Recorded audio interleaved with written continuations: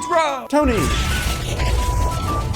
And I'm Jeff. We're in gaming. And that's you.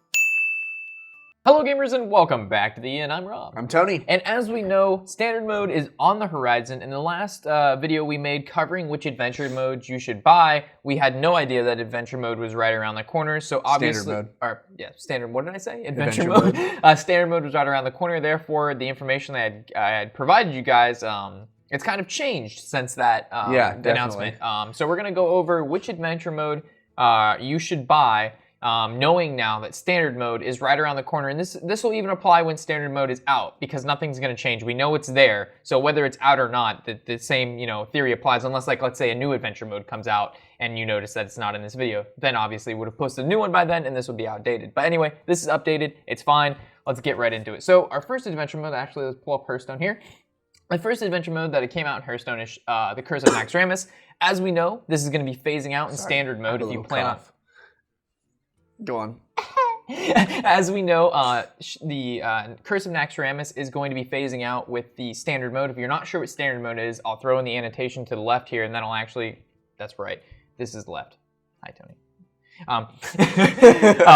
And that'll go over what is standard mode and what it's all about. We're not going to go into what standard mode is in this video, but more or less what adventure modes you need to aim to depending on where you want to be in Hearthstone and what you want to focus on. As we know, there's going to be two different formats, standard and wild, and it'll greatly depend on which mode you're going to play in is which adventure mode you're going to buy.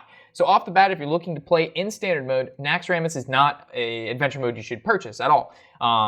Yeah. Tony, if you want to go into why that's not so well anymore. Well, I mean, with it going out, you won't be able to use any of the cards here. All of these neutral minions are going away. You will never see these in standard mode ever again, including all of these class cards, such as the also amazing Deathspite. Yes. So yeah, there would be literally no point for you to look into getting this set. If you're looking to play standard mode, because you won't be able to play any of these cards.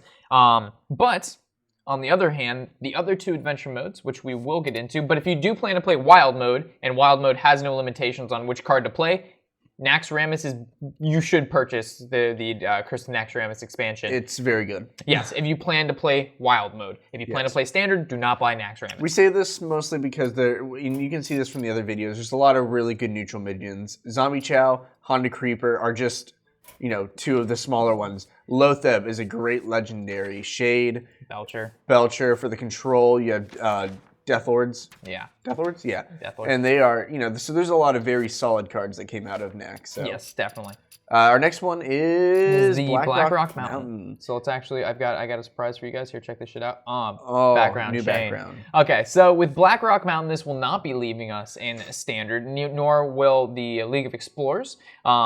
Until a year from now, or a year from when they anyway, doesn't matter. The other video covers that. So with that, this is the expansion you definitely should look at getting.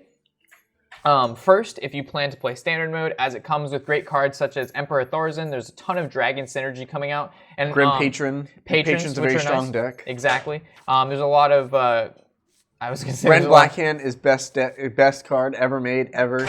In the history of ever? No. I would say BRM is good for if you're looking for making any sort of dragon deck or any sort of control deck that runs Emperor Thaurissan, as this guy is very powerful. Is probably I think it's my favorite card out of BRM. Yeah. It's very unique. And also for mages, you guys get Flame Waker, which is very, very powerful. Hold on, I'm looking for the mage. There we go. There it is. The Flame Waker, which is really, really powerful. So. And unlike the previous ones, each class has 2 cards that came out of the set. Where Naxxramas, they only got one per card. Yeah.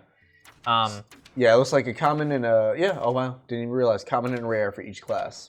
That's cool. That is pretty cool. And Gang Boss is very powerful as well. Gang Boss is great. Lava Shock's good for There's just a lot of solid cards that came in here, so if you have not purchased any adventure mode, BRM is a good way to go. If you want to play dragons especially. Yeah, dragons, Tempo Mage, Quick Shot's also nice, but not to say that the next League of Explorers isn't good at all either. So we'll look into League of Explorers, and then at the end we'll explain the differences in between BRM and League of Explorers for those of you looking to play standard. If you're looking to play wild, I will limit this down.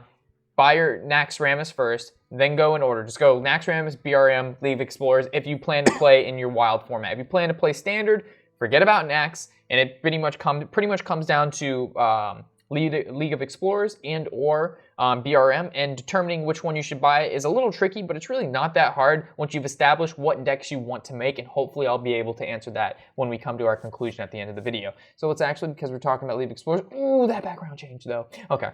That they can hardly see. You can see Murgleton. Here, check that shit out. Look, he's happy and stuff. All right, we'll go back to the top. All right, cool. Okay, so with the League of Explorers, we're on here. Awesome. So each class 3 cards. So I'm that's a lot of cards. That is. 6 cards per class.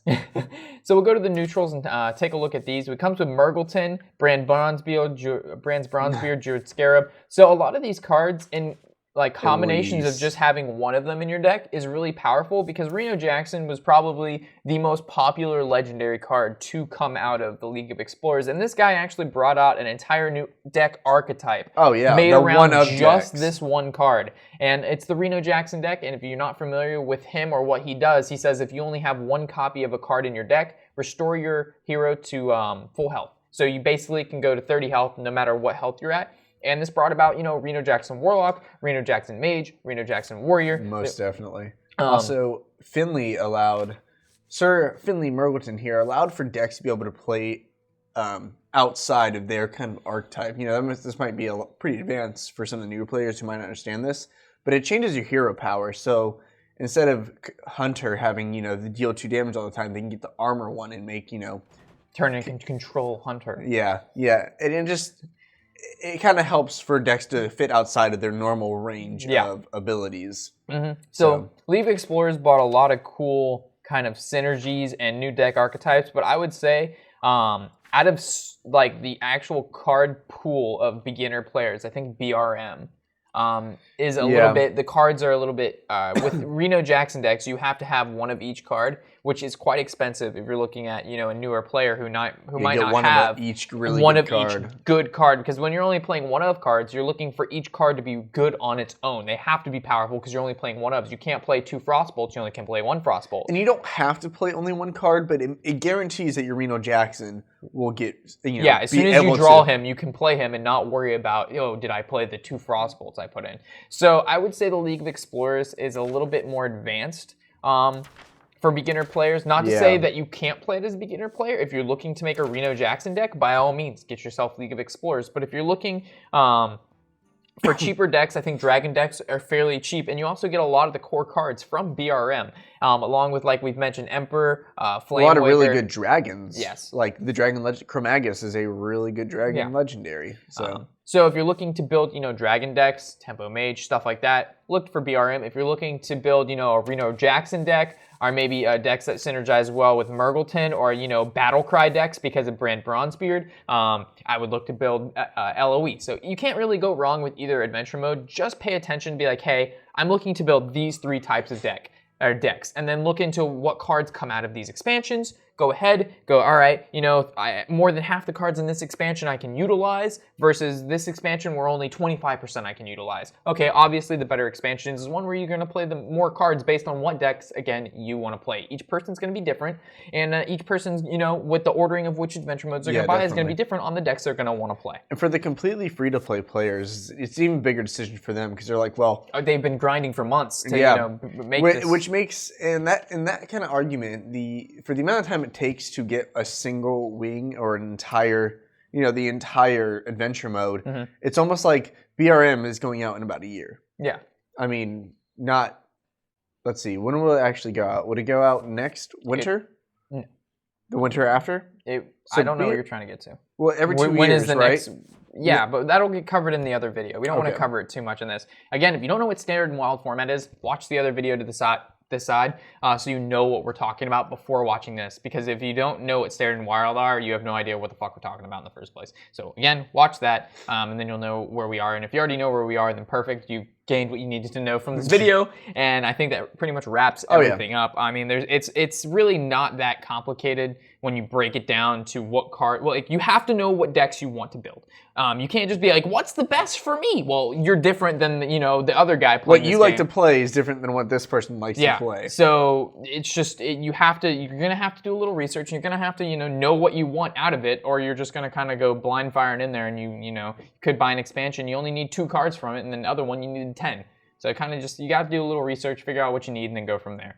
I'm pretty sure that addresses everything. If you have any comments, questions, or concerns, you can leave that in the comment section below, and I'll try to get back to you. Please don't leave the comment of which adventure mode should I buy after watching this video. It is the worst. I know some of you guys are trolling, and I'm sure we'll see that in the bottom, but those people who are honestly asking which adventure mode to buy after they watch this video.